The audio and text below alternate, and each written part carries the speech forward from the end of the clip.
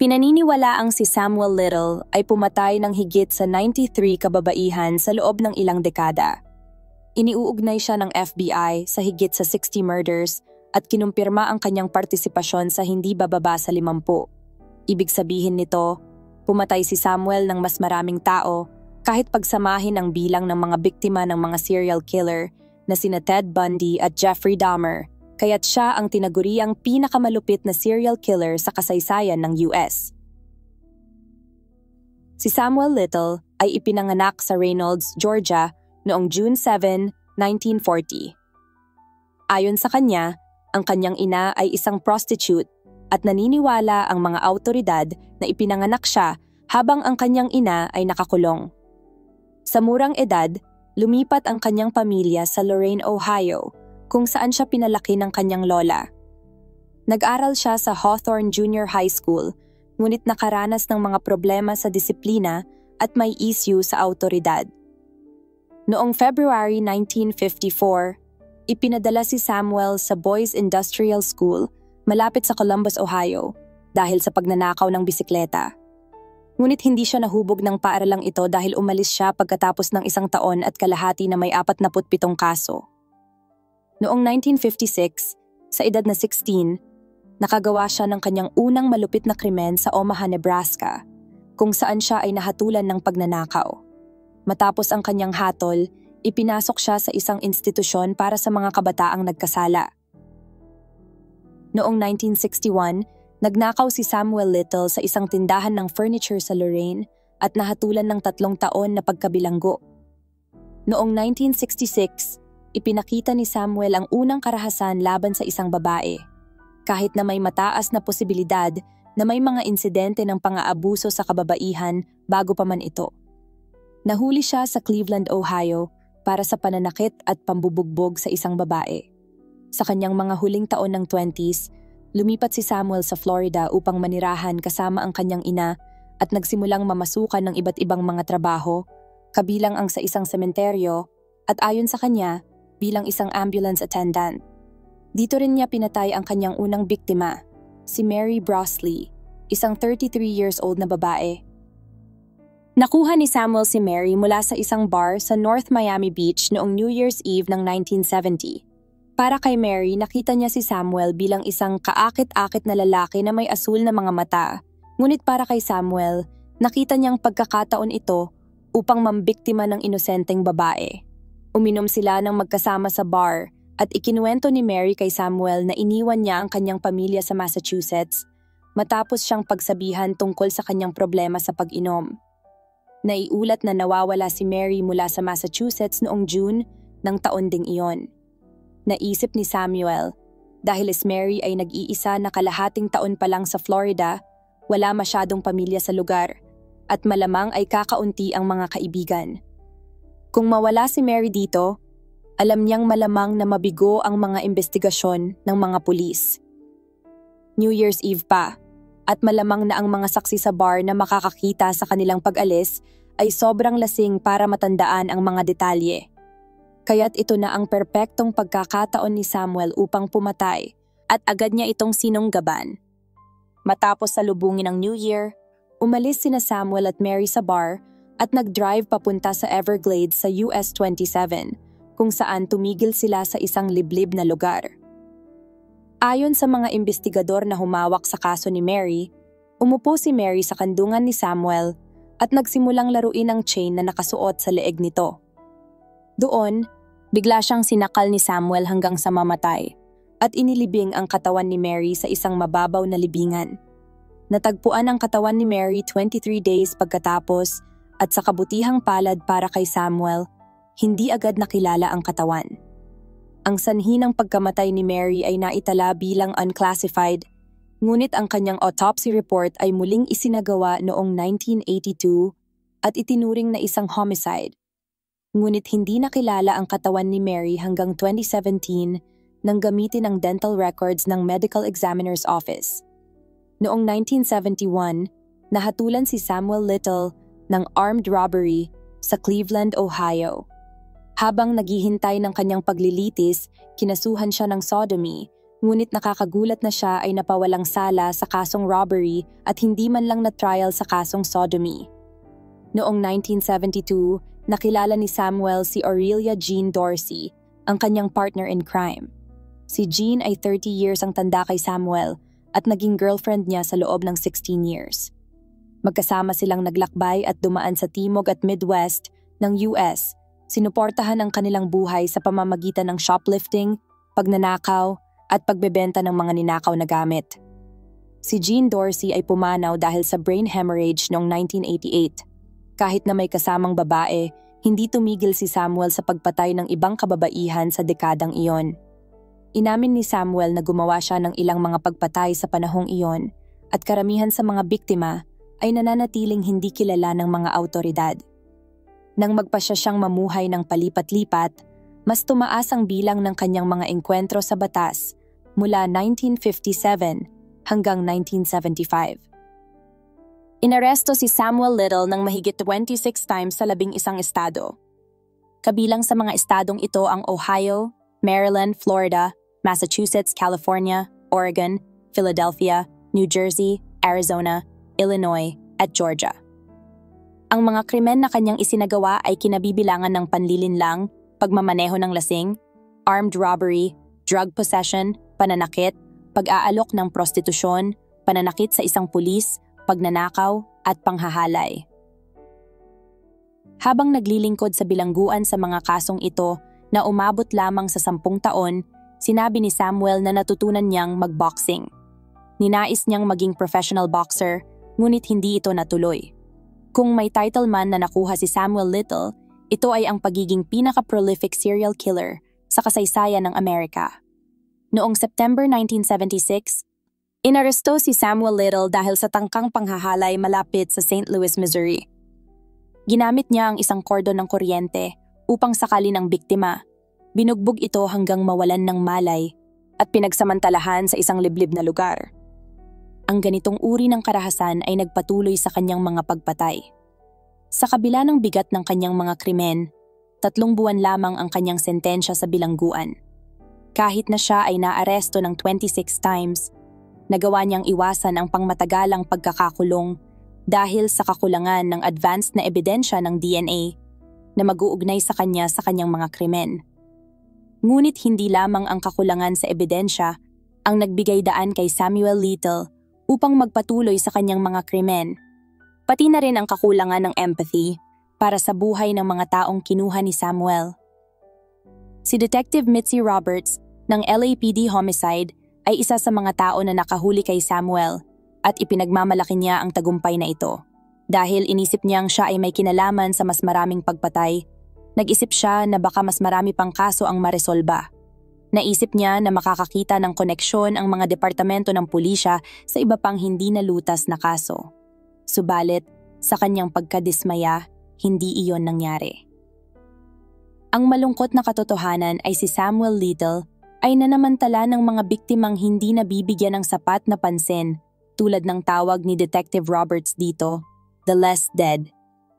Alam ni Samuel na kapag pinatay niya ang mga marginalized na individual, particular ang mga black sex worker at gumagamit ng droga, hindi mabibigyan ng masusing investigasyon ang kanilang mga kaso.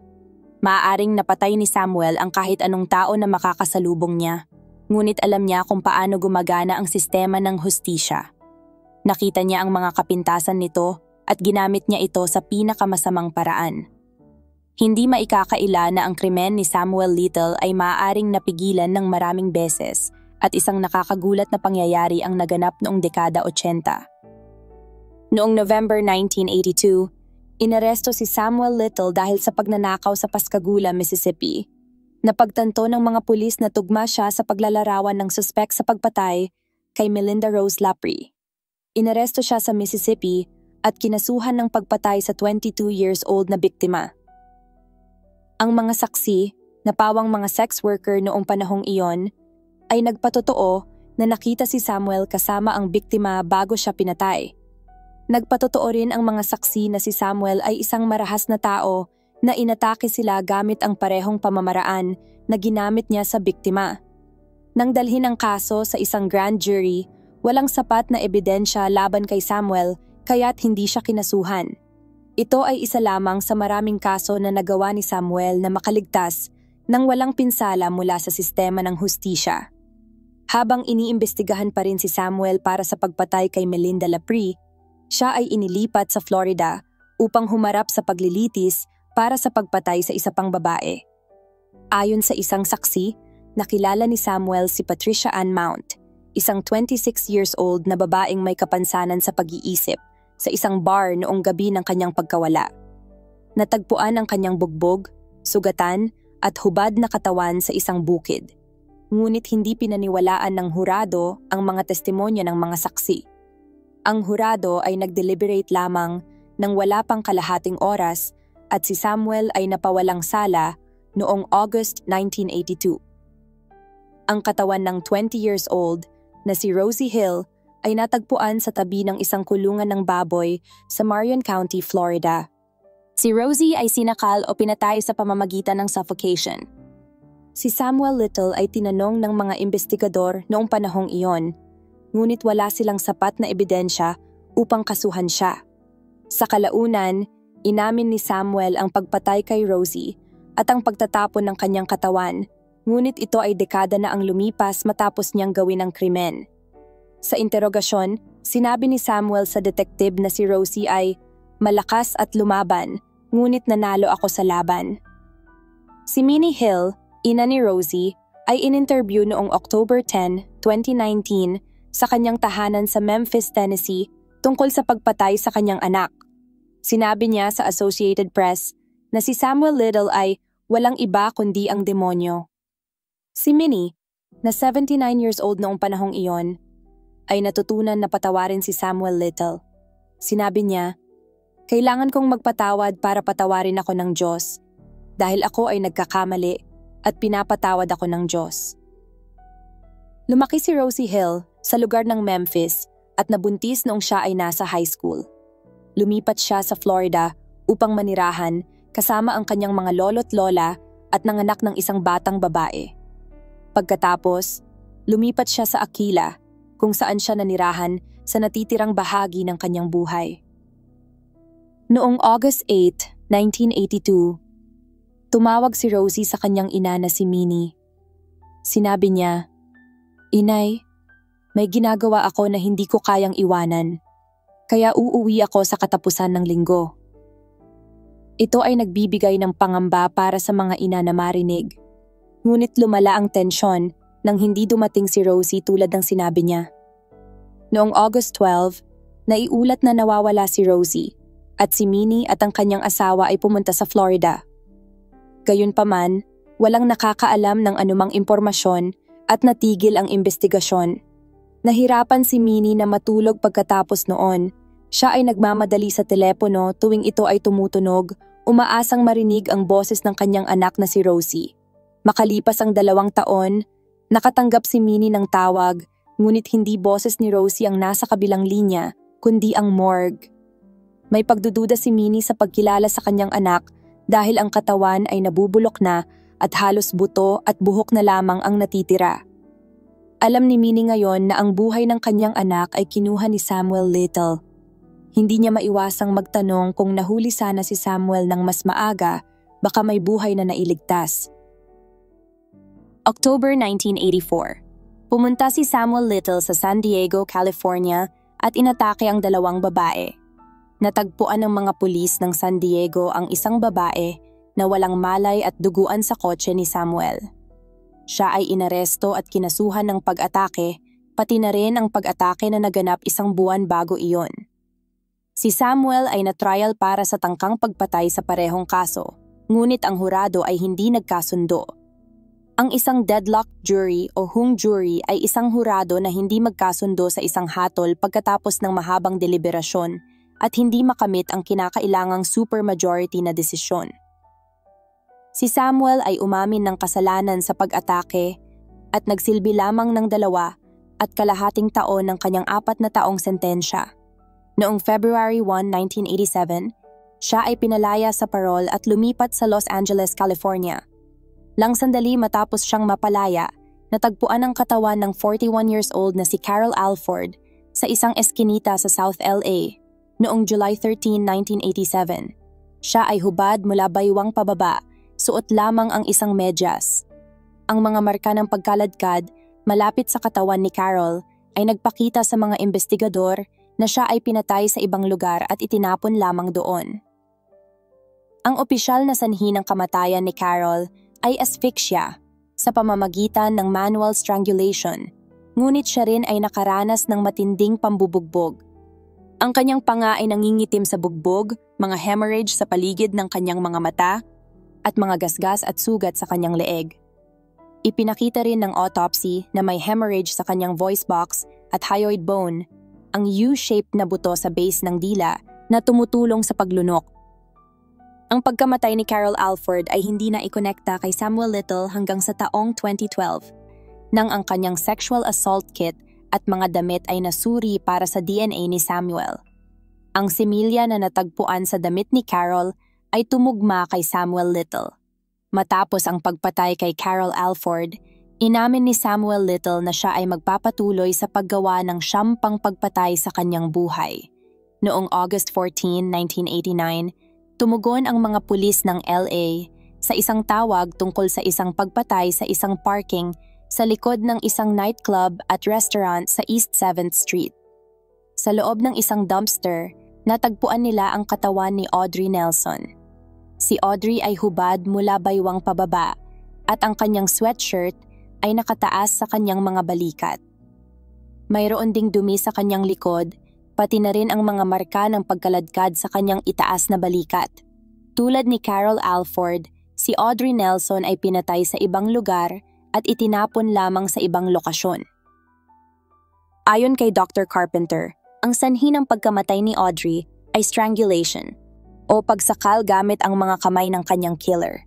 Nangingitim ang kanyang leeg, mga bali sa kanyang thyroid cartilage at hyoid bone, at matinding pagdurugo sa mga kalamnan ng lalamunan. Bago siya namatay, siya ay nakaranas ng matinding trauma sa ulo na tila paulit-ulit na suntok. Bukod pa rito, ang matigas na buto sa gulugod ni Audrey ay nadurog dahil sa isang malakas na suntok sa kanyang tiyan. Nang magbigay ng testimonya si Dr. Carpenter sa korte tungkol kay Samuel Little, sinabi niyang, ang mga senyales ng karahasan na ito ay ang pinakamalupit na nakita ko sa loob ng 27 years kong karanasan sa mga kaso ng strangulation. Si Samuel Little ay naiuugnay sa pagpatay kay Audrey Nelson noong 2012, nang ang DNA mula sa ilalim ng kanyang mga kuko ay tumugma kay Samuel. Sa korte, sinabi ni Sherry Nelson, kapatid ni Audrey, na si Audrey ay isang rebelde at may malasakit na tao. Nag-aral si Audrey ng cosmetology bago siya umalis ng bahay noong 19 years old. Lumipat siya sa New York, kung saan napilitang magtrabaho bilang prostitute. Nakaranas siya ng matinding paso sa isang sunog sa kanyang apartment, kaya bumalik siya sa LA upang ayusin ang kanyang buhay. Ang anak ni Audrey, si Pearl Nelson, ay pinalaki ng kanyang mga magulang. Sa korte, nagbigay ng pahayag si Pearl na nagsasabing, ang dahilan kung bakit ang aking ina ay nasa Los Angeles noong una ay dahil naayos na niya ang kanyang buhay at papunta na siya upang muling makasama ako. Palaging gumagamit si Samuel Little ng droga upang akitin ang kanyang mga biktima. Parehong may cocaine sa kanilang katawan sina Audrey Nelson at Carol Alford nang sila'y pinatay. Isang buwan pagkatapos, noong Setyembre 3, 1989, tumugon ang mga pulis ng LA sa isang pagpatay sa isang abandonadong auto repair shop sa South Ascot Avenue. Ang biktima, si Guadalupe Apotica, ay 46 years old. Siya ay hubad mula sa baywang pababa at nangingitim ang leeg sa bugbog. Ayon sa medical examiner, si Guadalupe ay namatay dahil sa strangulation gamit ang mga kamay, at ang mga pinsala sa kanyang leeg ay tumugma sa matinding puwersa. Nalaman din na nangingitim ang dila ni Guadalupe dahil sa pagkagat nito habang siya ay nakakaranas ng seizure habang sinasakal.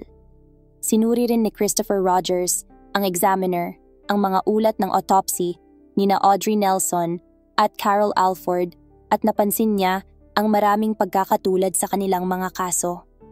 Naalala niya na ang mga biktima ay mga babae na may edad na 35 hanggang 46. Lahat sila ay sinakal gamit ang mga kamay at nakaranas din ng blunt trauma, bukod sa strangulation. Lahat sila ay natagpuan na hubad mula baywang pababa at lahat ay natagpuan sa South Central Los Angeles. Lahat ng mga biktima ay may cocaine sa kanilang dugo at 2 sa kanila ay may alcohol din. Ang huling pagpatay na ginawa ni Samuel Little ay noong 2005. Nakilala ni Samuel si Nancy Carol Stevens at ayon sa mga investigador, nagkaroon sila ng relasyon at naging komportable si Nancy na sumama sa kanya sa kanyang RV. Nagbigay si Samuel Little ng mga detalye na tanging ang mamamatay tao lamang ang makakaalam. Sinabi niya sa mga detective na naglalakbay sila ni Nancy sa kanyang RV nang magdesisyon siyang patayin siya sa isang Walmart parking lot sa Tupelo, Mississippi. Itinapon niya ang katawan ni Nancy sa gilid ng kalsada. Natagpuan ang katawan nito sa Lee County at ang autopsy ay nagpakita na siya ay sinakal hanggang mamatay. Matapos ang karera ni Samuel Little sa pagpatay, nagpatuloy siya sa paggawa ng maliliit na krimen tulad ng DUI, pagnanakaw, larceny at shoplifting. Sa pagitan ng mga buwan ng Mayo at Agosto ng 2007, inaresto si Samuel dahil sa pagmamay-ari ng cocaine sa Los Angeles.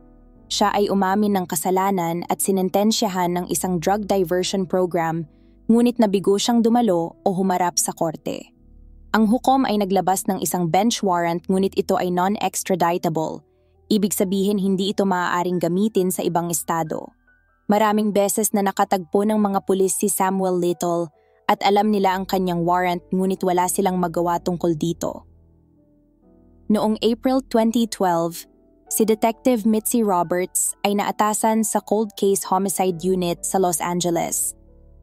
Napansin niya ang malaking pagkakatulad sa mga kaso ni na Alfred, Nelson at Apotica. Ang lahat ng sanhi ng kanilang kamatayan ay manual strangulation at lahat sila ay binugbog bago pinatay. Ang mga katawan ng mga biktima ay natagpuan lahat sa loob ng 5-mile radius ng bawat isa. Sa parehong buwan, sinimulan ni Detective Roberts na suriin ang background ni Samuel Little. Nalaman niya na si Samuel ay naninirahan sa South Los Angeles area sa pagitan ng 1987 at 1989 sa panahon ng pagkamatay ng mga biktima. Natuklasan din ni Mitzi na si Samuel ay kasalukuyang nasa kustodya sa Kentucky, kaya't nagpadala siya ng mga detective doon upang kapanayamin at kumuha ng oral swabs mula sa kanya.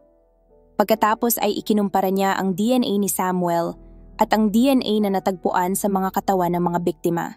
Ito ay tumugma. Sa unang proseso ng interogasyon, ipinagyabang ni Samuel na siya ay isang middleweight prize boxer sa mga detective. Kumpirmado rin niya na siya ay naninirahan sa San Diego at South Central Los Angeles areas sa mga taon ng 1987 hanggang 1990. Noong ipakita ng mga detective kay Samuel Little ang mga larawan ni na Nelson at Apotica, iginiit niyang hindi niya sila kailanman nakilala at matigas siya sa pagtanggi. Isa ito sa mga paulit-ulit niyang linya para ipagtanggol ang sarili at iwasan ang mga paratang. Noong September 2014, nagsimula ang paglilitis laban kay Samuel Little para sa mga pagpatay kina Carol Alford, Audrey Nelson at Guadalupe Apotica. Sa panahong iyon, si Samuel ay 74 years old na. Sa paglilitis, sinabi niyang wala siyang kinalaman sa mga krimen. Madalas niyang putulin ang mga pamilya ng mga biktima na nagbibigay ng kanilang mga pahayag at ipagmalaki ang kanyang kawalan ng kasalanan. Sa sariling pahayag ni Samuel, sinabi niyang nakulong siya dahil sa mga kasinungalingang ibinato ng mga saksi na pinangunahan ng mga sinungaling at umaasa siyang makakakuha siya ng bagong paglilitis. Sabi pa niya, ang pagiging obsessed sa pagtawag sa akin na serial killer nang walang sapat na ebidensya ay isang iligal na pang-uusig. Sa isang pagkakataon, sinabi ng abogado ni Samuel na tumahimik siya matapos niyang makipagpalitan ng mga salita sa anak ng isa sa mga biktima. Si Tony Zombrano, ang anak ni Guadalupe Apotica, ay nagsabi, "Kinuha mo ang isang bagay na sobrang mahal sa akin, sinira mo ang buhay ng nanay ko." Sumagot si Samuel at sinabing, Wala akong ginawa sa nanay mo. Ngunit hindi naniniwala ang mga tao sa kanya, lalo na ang DNA evidence, at ang DNA ni Samuel Little ay nagtali sa kanya sa 3 pagpatay. Naging sobra na ang tiwala ni Samuel sa sarili at sa kanyang ego, kaya't akala niya makakalusot na naman siya sa kasong ito. 2 hurado na dumalo sa hatol ang nagsabi na ang mga ebidensya laban sa kanya ay sobrang tindi, kaya't madali nilang nakuha ang guilty verdict sa loob lamang ng 2 oras. Si Samuel Little ay nahatulan ng 3 counts of first-degree murder at ipinataw sa kanya ang 3 magkakasunod na life sentences na walang posibilidad ng parol. Matapos ang hatol sa kanya, sumigaw si Samuel, "Hindi ko ginawa!" At dinala siyang palabas ng korte gamit ang wheelchair. Habang siya ay inaalis, pumalakpak ang mga pamilya ng mga biktima. Ang sagot ni Samuel ay itinaas ang kamao sa ere. Ngunit hindi natagalang magbago ang kanyang mga pahayag ng kawalan ng kasalanan. Noong 2018, sa edad na 78, nagsimula nang magbago ang takbo ng mga pangyayari. Si Texas Ranger James Holland, kasama ang mga FBI analyst na sina Chrissy Palazzolo at Angela Williams, ay nagsimulang makipag-usap kay Samuel Little. Nasa isang bilangguan sa California, si Samuel nang magdesisyon si James na bisitahin siya upang subukang lutasin ang kaso ng pagpatay kay Denise Brothers noong 1994. Nakuha ni James ang tiwala ni Samuel na humantong sa isang malupit na pagsisiwalat. Inamin ni Samuel ang pagpatay kay Denise at marami pang iba kapalit ng paglipat sa kanya mula sa bilangguan sa LA County. Natagpuan ang katawan ni Denise sa Odessa, Texas, 1 buwan matapos siyang iulat na nawawala noong February 2, 1994 sa isang parking lot ng isang Coca-Cola bottling facility. Hindi kalayuan sa lugar kung saan siya huling nakitang buhay. Isang empleyado ang nakatagpo sa katawan ni Denise at naisip na isang manikin lamang ito. Ang katawan ng biktima ay bahagyang hubot-hubad at nagsimula ng mag-decompose. Ayon sa autopsy, strangulation ang sanhi ng kanyang kamatayan. Dinala ang 14 anyos na anak ng biktima sa lugar at pinilit na kilalanin ang katawan ng kanyang ina. Sa isang interview kay Samuel Little, ikinuwento niya ang detalye ng araw na pinatay niya ang biktima. Dinala niya ito, isang sex worker noon, sakay ng kanyang puting Cadillac. Sinabi ni Samuel na siya ay isang artist at kaya niyang iguhit ang babae ng maganda, tulad ni Van Gogh. Ayon sa mga ulat, madalas sinasabi ni Samuel sa lahat ng kanyang mga biktima na iniibig niya sila. Pumarada siya sa isang eskinita kasama si Denise at habang naghahanda si Denise na magbigay kay Samuel ng oral sex. Hinatak niya siya sa leeg at inihagis sa likurang upuan tulad ng isang manika. Pagkatapos, sinakal niya ito habang ang isang kamay ay nilalaro ang kanyang sarili. Nagkwento pa si Samuel ng mga katulad na kwento. At habang ginagawa niya ito, umabot na sa 93 ang bilang ng mga biktima na pinatay niya. Para kay Samuel Little, ang pagpatay ay katumbas ng sexual na kasiyahan, kaya't ginawa niyang matagal at mabagal ang proseso. Naging isang masakit na laro ito para sa kanya. Hinahayaan niyang mawalan ng malay ang kanyang mga biktima at muling magkamalay ng ilang beses bago sila tuluyang mamatay. Ayon kay Samuel, "Gusto kong makita silang walang laban. Ang lahat ng gusto ko ay ang makita silang umiyak sa aking mga braso." Nag-plead guilty si Samuel at hinatulan ng isa pang life sentence noong December 13, 2018, na idinagdag pa sa 3 life sentences na nakuha na niya. Sa mga nakaraang taon, hindi nagtagumpay ang mga detective na paaminin si Samuel na may kinalaman sa anumang mga cold case, lalo na ang mga kasong naging dahilan ng 3 life sentences niya. Subalit, si James Holland ay nagtagumpay na makuha ang pinakamadilim na lihim ni Samuel sa loob ng 16 na buwan at 650 oras ng mga interview. Sa mga interbyong iyon, inamin ni Samuel ang pagpapahirap at pagpatay sa 93 na mga kababaihan sa buong bansa sa loob ng 4 na dekada. Ginamit ni James Holland ang lahat ng paraan upang makuha ang mahahalagang impormasyon mula kay Samuel Little kabilang na ang paggawa ng mga interview na parang casual na pag-uusap at storytelling. Habang nag-uusap sila, kumain sila. Anumang nais ni Samuel at anumang kayang ibigay ni James upang magbigay ng mga pahayag ang serial killer. Pinatibay ni James ang ego ni Samuel, pinapayagan siyang maramdaman na siya ang may kontrol sa mga interview. Sinabi ni James, "Alam kong isang makapangyarihang tao ka, isang makapangyarihang tao sa isip." Dahil karamihan sa mga pagpatay ni Samuel ay nangyari bago ang makabagong agham sa forensics, kinailangan ng mga detective na magtrabaho gamit ang anumang lead na makikita nila, gaano man ito kaliit. Kailangan din nilang magtrabaho ng mabilis dahil habang tumatagal, lumalala ang kalusugan at memorya ni Samuel. Bagamat hindi lubos na tumpak ang kanyang mga alaala tungkol sa damit ng mga biktima o ang mga petsa ng kanilang pagkamatay, nagbigay siya ng maraming detalye na hindi niya nakalimutan sa loob ng maraming taon. Ayon sa FBI, naaalala niya kung saan siya naroroon at kung anong sasakyan ang ginagamit niya. Gumuhit siya ng mga larawan ng maraming babaeng pinatay niya. Gumuhit si Samuel ng halos 50 mga portrait ng mga babae na pinatay niya at sinabi ng mga awtoridad, "Inaasahan namin na may isang pamilya, dating kapitbahay o kaibigan na makakakilala sa mga biktima at magbibigay ng mahalagang clue upang matulungan ang mga awtoridad sa pagtukoy ng kanilang pagkakakilanlan." Noong 2018, nakumpirma na isa sa mga biktima ni Samuel si Martha Cunningham, isang 34 years old na babae. Natagpuan si Martha noong January 18, 1975 sa Knoxville, Tennessee, sa isang gubat malapit sa Oglesby Lane. Inisip ng mga awtoridad na natural na sanhi ang kanyang kamatayan, kahit na siya ay hubot-hubad mula sa bewang pababa at may mga bugbog sa katawan. Hindi kapani-paniwala na iniisip ng mga pulis na natural na sanhi ang kanyang pagkamatay. At ang masakit na katotohanan ay siya ay isang black na babae noong dekada 70 at ayaw nilang gumamit ng kanilang mga yaman para imbestigahan ang kanyang kaso. Ang pagkamatay ni Martha ay nanatiling misteryo sa loob ng mga dekada hanggang sa napaamin si Samuel Little. Dahil sa mga pagsusumikap ni na James Holland at ng iba pang mga investigador, nalutas nila ang 50 cold case sa isang taon. Mga kaso na tumagal ng dekada bago malutas noong 2018 hanggang 2019.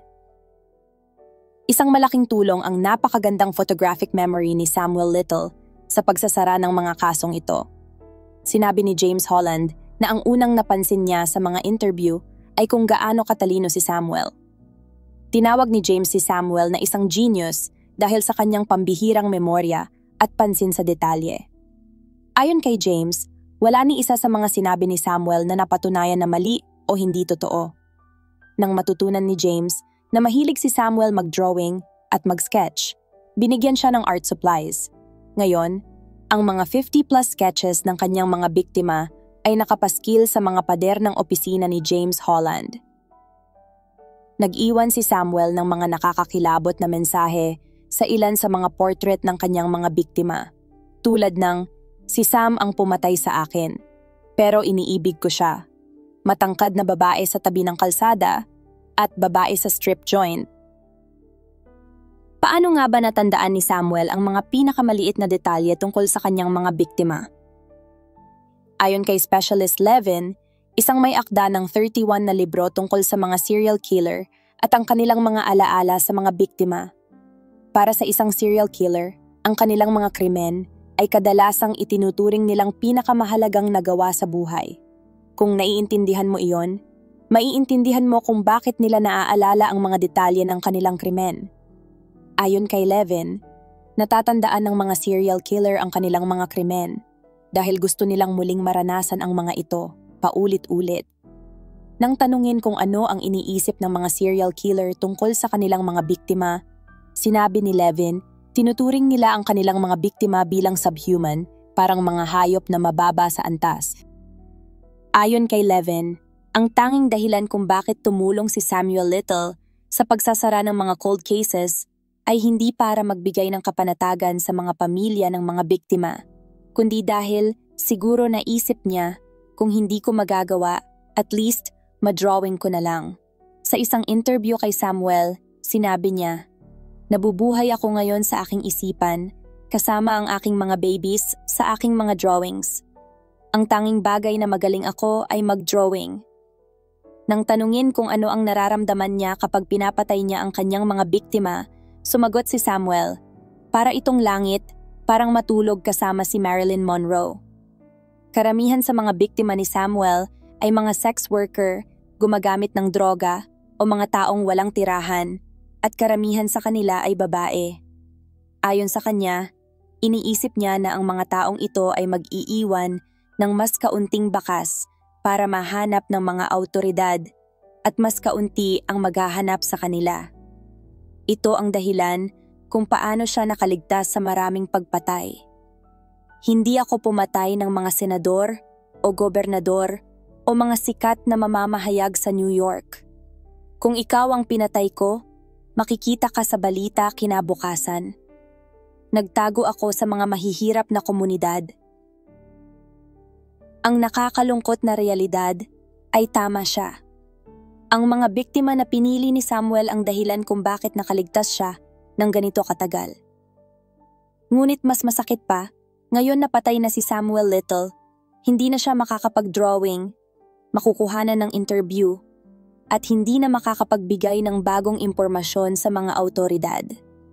Kailangan ng mga detective ang impormasyong iyon upang magpatuloy sa pagtukoy sa mga cold case na may kaugnayan kay Samuel. Ang ilang mga pamilya ng mga biktima ay maaaring hindi na malaman kung sino ang pumatay sa kanila o kung sila ay patay na nga ba. Ang ilan sa mga biktima ay maaaring hindi na rin matukoy o matagpuan pa. Si Samuel Little ay pumanaw noong December 30, 2020 sa edad na 80 years old sa California. Wala namang partikular na sanhi ng kamatayan na itinukoy para kay Samuel, ngunit siya ay matanda na at may mga iniindang sakit tulad ng diabetes at problema sa puso. Hey everyone! I just wanted to take a moment to give a huge shout out to Helen Ingram ng Texas, Miriam Anderson, Nita Castañeda, Medsna watching from Brunei, Elma Wilson, Josefina Mercado, Ita Seb, Lizaline Jacosalem ng Kuwait, Elizabeth Dalagan. Maraming salamat po sa mga nakakaunawa sa paggamit namin ng AI voice. Sa mga nagbibigay ng opinyon, rest assured po na nababasa namin at gagawin namin ang aming makakaya para mapabuti pa ang aming mga video. Maraming salamat po sa inyong lahat na mga sumusuporta pati na rin sa mga silent listener. Mabuhay kayo at patuloy na maging inspirasyon sa iba.